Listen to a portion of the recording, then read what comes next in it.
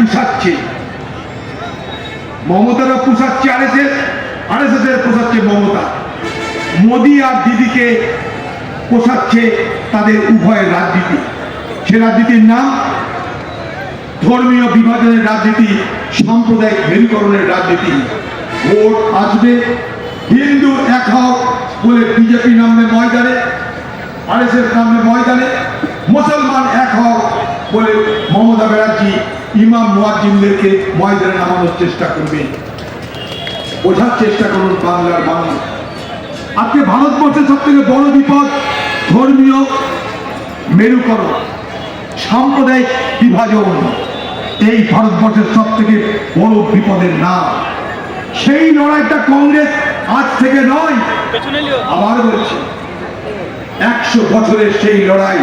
কংগ্রেস যখন ক্ষমতায় নেই, সেই শক্তি আছে ক্ষমতায় যারা 100 বছর আগে শপথ নিয়েছিল হিন্দুত্ব তৈরি করব, হিন্দু রাষ্ট্র তৈরি করব, আর হিন্দিকে একমাত্র ভাষা করব, তারাই আজকে ক্ষমতায়। তাহলে কি দাঁড়াচ্ছে? কংগ্রেস ক্ষমতায় না থাকলে সাম্প্রদায়িক শক্তি ক্ষমতায় আসে, কংগ্রেস ক্ষমতায় থাকলে সাম্প্রদায়িক শক্তি পরাজিত হয় ভারতবর্ষের ধর্মনিরপেক্ষতার জন্য। এই সহজ, এই সরল, এই সত্য কথাটা সর্বস্তরের মানুষ বোঝার চেষ্টা করবে। কিন্তু আবার ভোট আসবে, আবার বিভাজনের রাজনীতি আসবে। আমি ভোটে হেরেছি, এটা বড় কথা নয়। আমি নির্বাচনের আগেও বলেছিলাম ভোট বড় কথা নয়। মুর্শিদাবাদের মানুষের সঙ্গে আমার সম্পর্ক আত্মীয়তা, ভ্রাতৃত্ব, বন্ধুত্বের সম্পর্ক। আমি হিন্দু নয়, মুসলমান নয়, আমি মানুষের প্রতিনিধি হয়ে পার্লামেন্টে গেছি। আমি মানুষের কথা বলবো, এটা আমার দায়িত্ব। সেই দায়িত্ব মুর্শিদাবাদের মানুষ আমাকে দিয়েছিল। সেই দায়িত্ব পালন করতে পেরেছি কিনা মানুষ সেটা দেখে নেবে।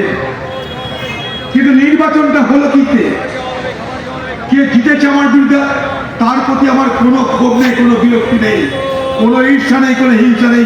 ভগবানের শপথ করে, আল্লাহর কসম করে বলছি। কিন্তু যে রাজনীতিটার জন্য আমরা হেরেছি, সেই রাজনীতির বিরুদ্ধে অবশ্যই বলতে হবে।